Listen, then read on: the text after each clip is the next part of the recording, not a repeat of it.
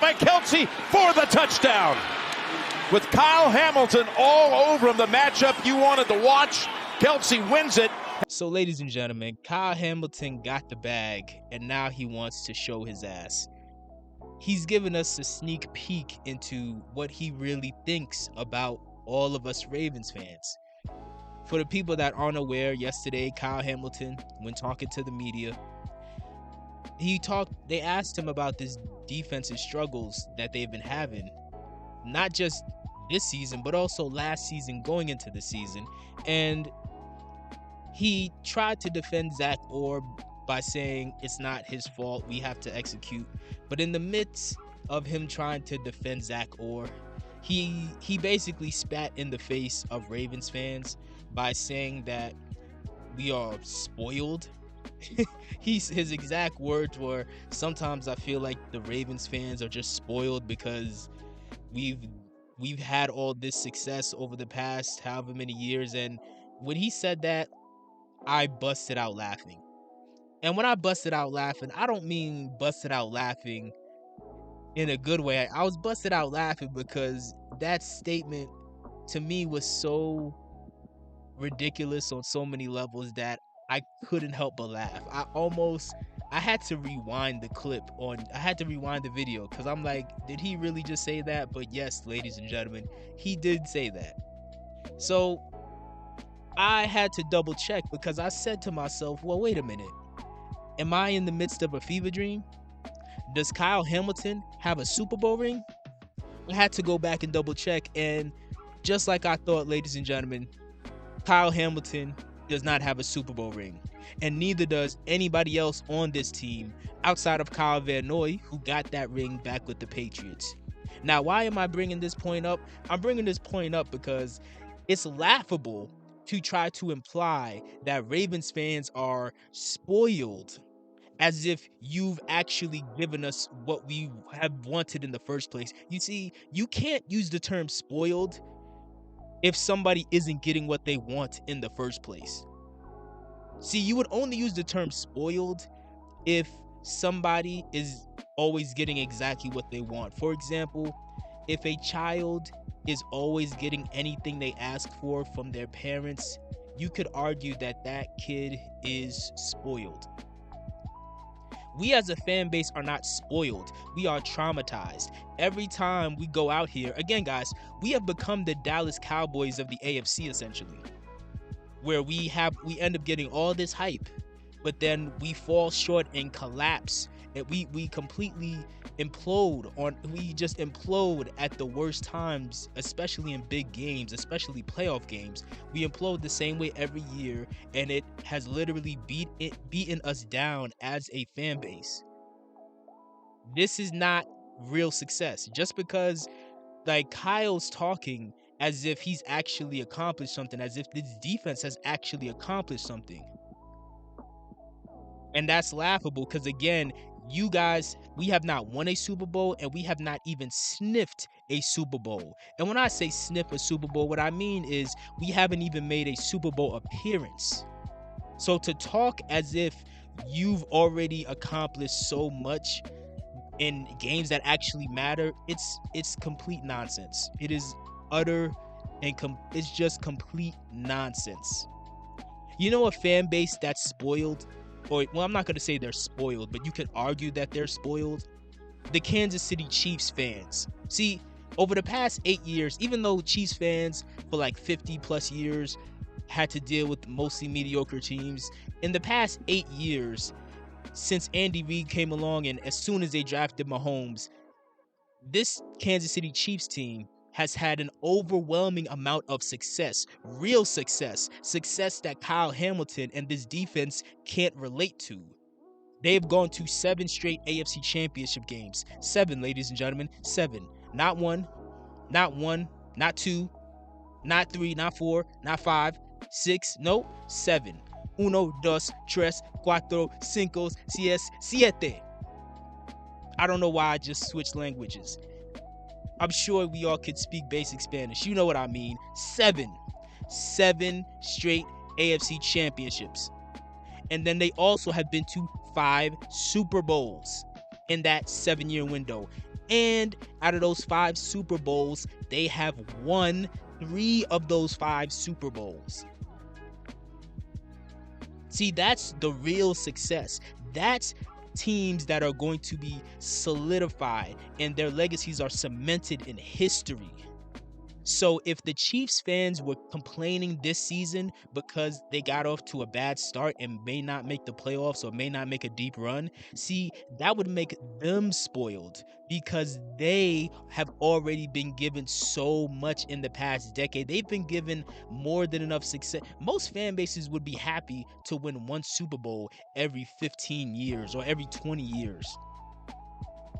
The Chiefs in this 7-year window have brought 3 to this franchise. If they were complaining, that would be spoiled. You could even argue Eagle fans. If Eagle fans were to complain, which many Eagle fans do, anytime the Eagles have like a bad game or two, Eagle fans immediately start complaining about how they want Nick Sirianni gone. You could argue that they are spoiled. They've been to like 4 NFC championship games in the past like 5 years or something, 3 or 4. They've been to 2 Super Bowls in the past 3 years and won one of them. They won 2 Super Bowls within the past 7 years. If they were complaining, you could make an argument that they were spoiled. You can't say Ravens fans are spoiled. You think because we've won a lot of regular season games that means something? That don't mean shit. Nothing at all. Nothing at all. Ladies and gentlemen, and I'm sure many of you already know this, there are plenty of teams during the 2000s and the 2010s. There's plenty of teams in the NFL during the 2000s and the 2010s that had regular season success, that were really good on paper, but they didn't end up winning anything. And because of that, those teams have been completely forgotten about. They've become irrelevant. Their legacies have been completely washed away in history and time. Nobody cares or remembers of those teams. Why? Because they didn't actually win anything. I remember one year, the San Diego Chargers, back when they were still in San Diego, they had like the number 1 offense and the number 1 defense, and they finished like 8-8. You think anybody besides me and maybe a handful of people are gonna remember that? Mind you, the only reason I even remember that is because I found that to be one of the most fascinating scenarios ever. But in general, you think the average football fan remembers or cares about that team? No, nobody cares about that team. Why? They didn't do anything. It doesn't matter. There's plenty of teams that performed well in the regular season, but because they didn't actually make any noise when it counted, nobody cares about them. You think people are gonna remember the 2023 Ravens? No, nobody's gonna remember that team. Outside of diehard Ravens fans, nobody else is gonna remember that team. You didn't win a Super Bowl, and you didn't even make a Super Bowl appearance. Nobody's outside of Ravens fans are going to remember or care about that team. But yet Kyle Hamilton is talking as if he and this Ravens defense have brought an overwhelming amount of success to this fan base, and that's not the case at all. Especially in the playoffs, this defense in the playoffs has literally been a non-factor. A complete non-factor. You can't point to any major game in the past 5 years that you can say the defense won the game. You can't point to any. Especially in the playoffs, you can't point to any. You look around at these other NFL teams, when they get to the playoffs, if their offense is struggling, their defense steps up. It's complementary football. It's a team sport. Their defense steps up.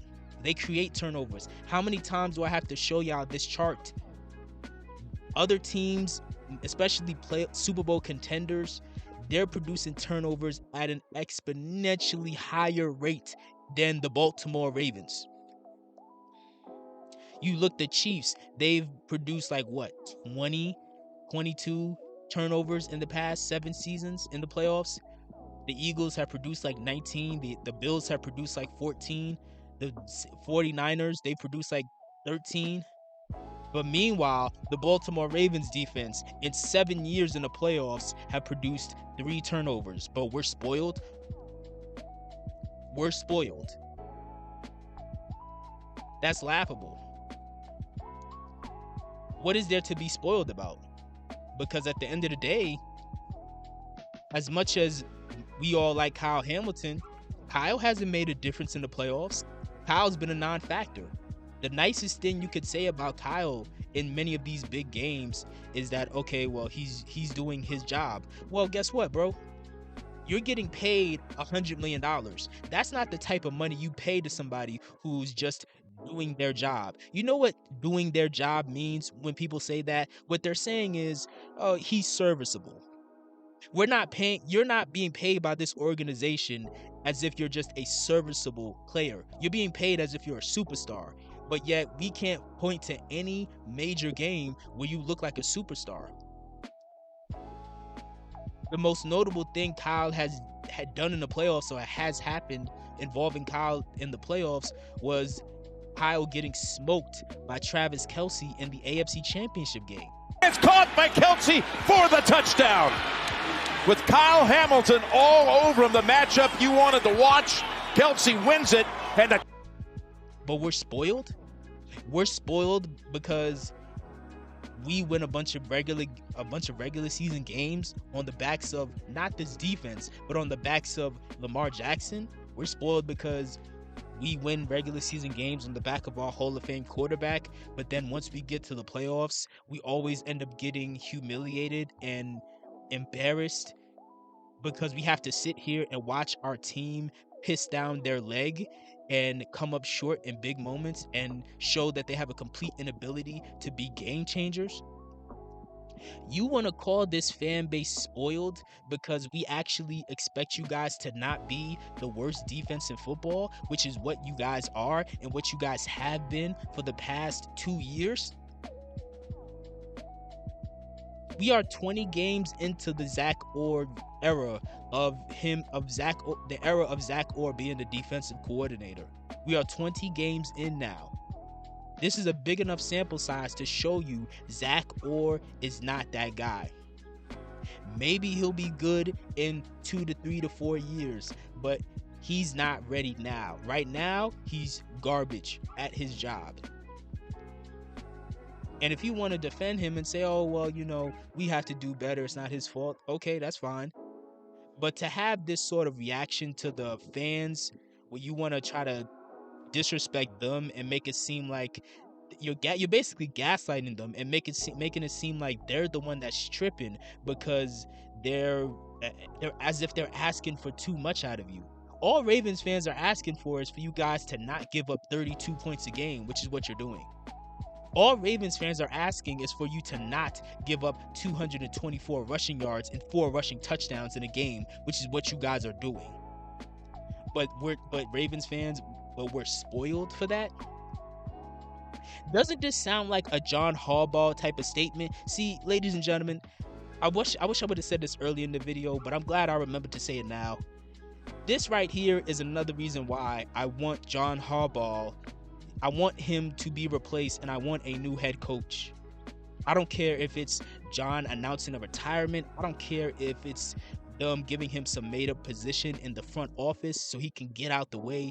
I don't care how they do it. I want John Harbaugh to be moved out of this head coaching position because your team adopts the mentality of your head coach.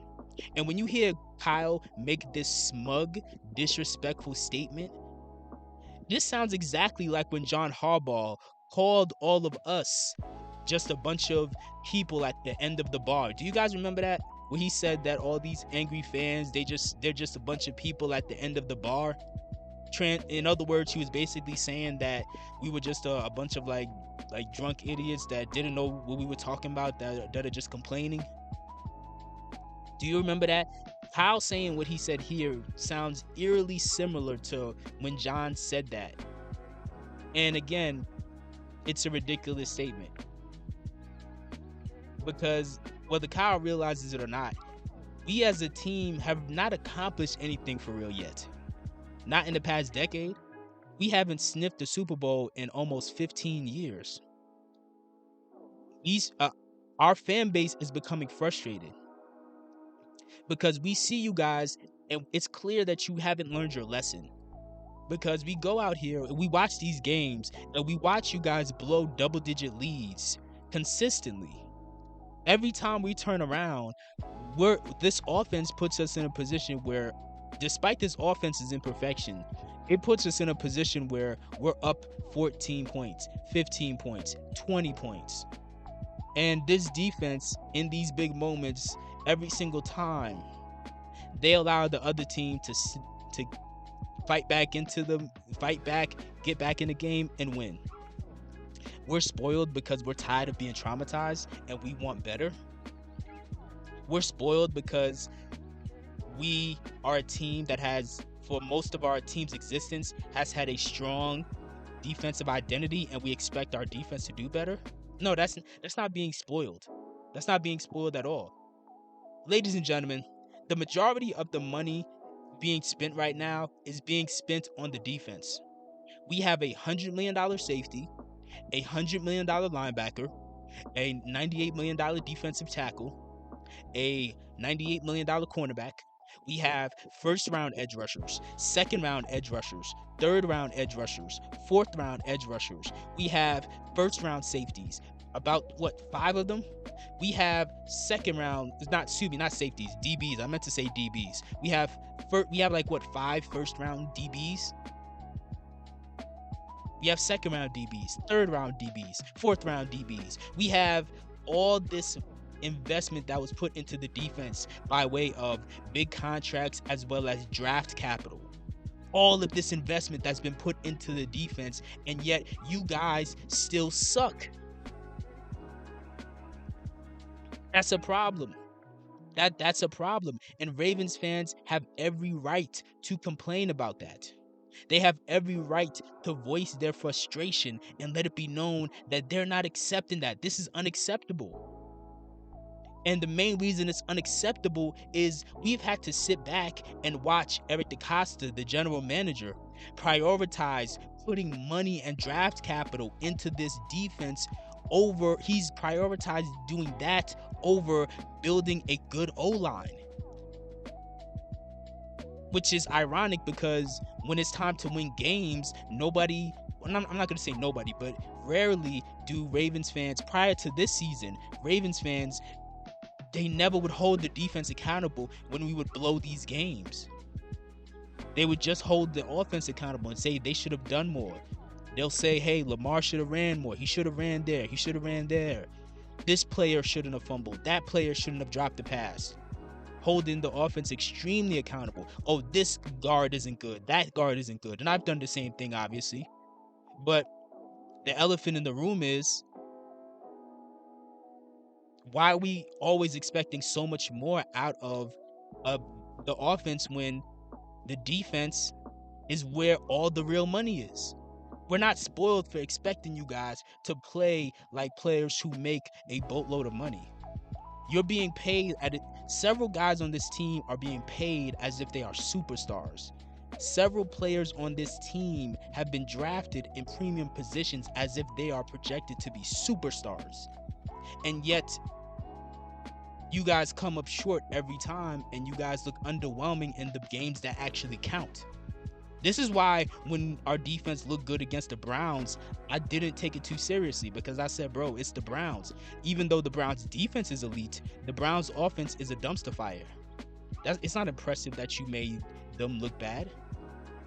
But when it was time to play some real bullies over in Detroit, all of a sudden this defense folded because they don't have heart.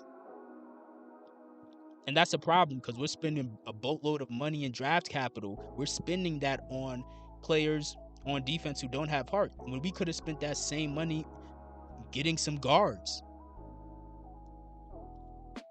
And this statement that Kyle made, this gave me much more understanding as to why we look the way we look in these big games. Because, ladies and gentlemen, if you have been subscribed to this channel for a while, you know that whenever we have these big collapses in these big games, especially in the playoffs, I always make the same point that when you watch us during the game, it always looks like we don't have any sense of urgency. The players, they have no sense of urgency when they're out there on defense.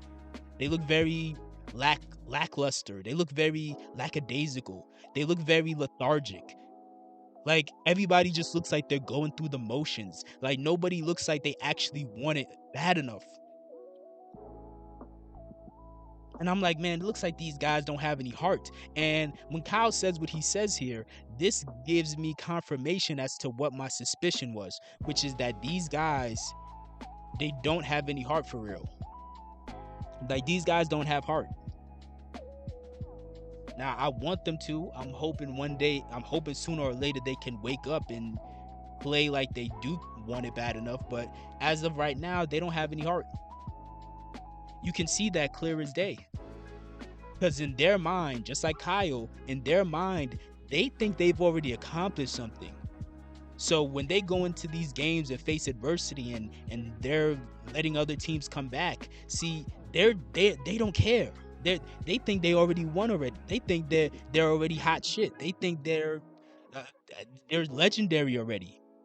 Whereas you look at these other teams like the Buffalo Bills and the Kansas City Chiefs, when we play them, these guys, despite, especially in the case of the Chiefs, they have way more success than us in the postseason. They play as if their life depends on it. On both sides of the ball, even if they're struggling, they play as if their life depends on it.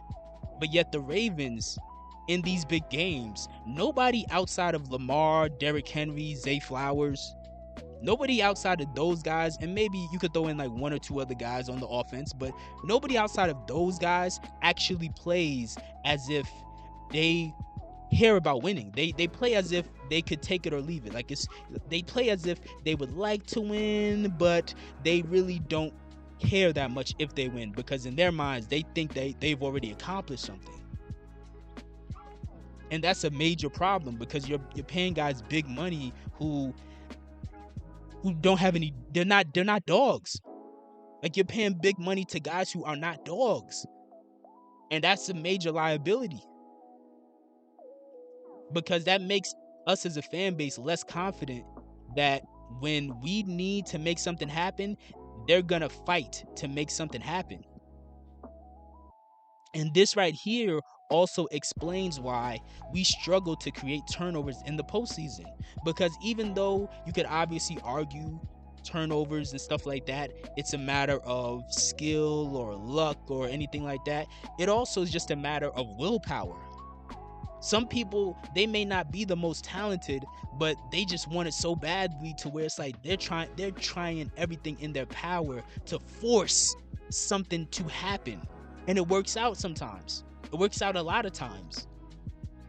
You watch teams like the Eagles, when Jalen Hurts threw a bad pick in the Super Bowl, the Eagles defense didn't just get they didn't get defeated and say, oh, well, which I guess we're just gonna do whatever, whoop-de-whoop, and just let Pat Mahomes drive 90 yards down the field. They didn't settle for that. They didn't do that. And so what happened? On the very next play, Cooper DeJean got a pick six on Patrick Mahomes. Just that quick. That's what a dog looks like. In the NFC divisional round, when the Eagles were playing the Rams, Jalen Hurts gave up a safety, which, even though that's technically not a turnover, as far as I'm concerned, that is a turnover. You're literally giving them the ball back and giving them points. I don't care what nobody says. That's a turnover. He gave up that safety. Did the Eagles defense just let the Rams march down the field like the Ravens defense would? No. What did they do? Jalen Carter, on the very next play when the Rams had the ball, he forced a fumble, got the ball right back. That's what it looks like when you have dogs. Unfortunately, the Ravens have players who, even though they're talented, they don't really want it that badly. They're not dogs. Now, I'm hoping sooner or later things can change, because there's talent on this defense, obviously. Kyle Hamilton is very talented. But when Kyle says something like that, not only does this let me know that he is somebody who has adopted the mindset of John Harbaugh, but it also lets me know that regardless of how talented he is, he's not a dog like some of these other guys are, man. This is why we miss Marcus Peters. I know Marcus Peters has been gone for a while, so we can't really, we got to let it go. I get it. But this is why when Marcus Peters left, many Ravens fans, we were so mad because we knew the type of dog Marcus was, bro. We knew that. And because he was a dog, it reflected in the results he got in his career, especially in his prime. When you need somebody to make a play, MP would go out there and he would find a way to go get that ball. He would sniff out where that ball was and he would track it down somehow. Go get that interception, but we don't have those type of players right now, and that's fine. But just because we want this defense to play well, or at least to play average, that doesn't mean we're spoiled.